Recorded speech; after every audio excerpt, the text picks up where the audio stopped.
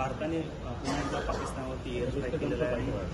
जे पहलगामवरती हल्ला केलेला होता त्याला चोख प्रत्युत्तर दिलेलं आहे। काय पहिली प्रतिक्रिया?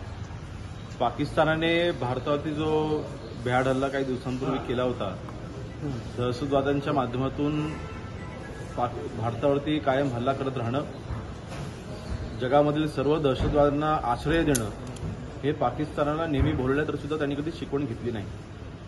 परंतु आज आपल्या देशाचे पंतप्रधान माननीय नरेंद्र मोदी साहेबांचं मी अभिनंदन करतो, अमित शाह साहेबांचं अभिनंदन करतो।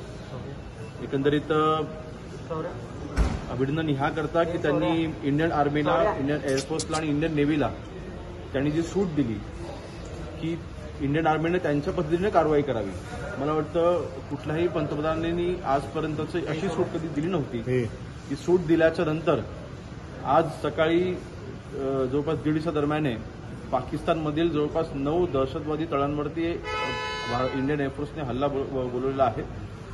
आणि विशेषतः मला वाटतं हा हल्ला झाल्याच्या नंतर आता तरी पाकिस्तान शिकवण घेईल, परंतु मला वाटतं ही फक्त पहिली कारवाई आहे।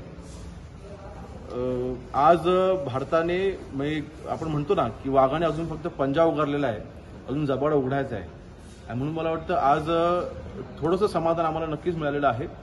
एक भारतीय म्हणून माझ्या मनातली भावना एकच आहे की लवकरच आपल्या भारताने POK देखील ताब्यात घ्यावं, अशी आमची एक भारतीय म्हणून इच्छा आहे। मला वाटतं नरेंद्र मोदी साहेबच ही आमची इच्छा पूर्ण करू शकतात। साहेब, या ऑपरेशनला ऑपरेशन सिंदूर असं नाव देण्यात आलं होतं। ज्या भारतीय महिलांचं सिंदूर उगारण्यात आलं त्यांचा बदला जो भारतानं पुरेपूर घेतलेला आहे, आणि विशेष म्हणजे करत असताना कुठल्याही पाकिस्तानच्या सर्वसामान्य नागरिकाला काही होणार नाही याची काळजी घेत केवळ दहशतवाद्यांच्या हल्ल्यांना टार्गेट करण्यात आलं। मी म्हणूनच म्हटलं ना, बघा शेवटी भारत एक विचार घेऊन पुढे जात आहे, जो दहशतवादी विरोधाचा विचार आहे, जो दहशतवाद संपवण्याचा एक आपला विचार आहे।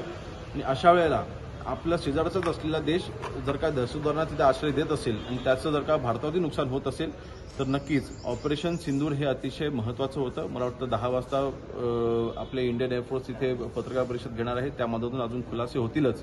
परंतु एक भारतीय नागरिक म्हणून, आज गृहराज्यमंत्री म्हणून दुय्यम आहे, परंतु भारतीय नागरिक म्हणून माझ्या मनामध्ये इच्छा आहे की POK देखील आपण ताब्यात घेतलं पाहिजे आणि पाकिस्तानला कायमचा धडा आपण शिकवला पाहिजे। पाकिस्तानची कधी खोटं बोलण्याची सवय आहे, आणि ती खोटं बोलण्याची सवय पुन्हा एकदा सुरू झाली दिसते।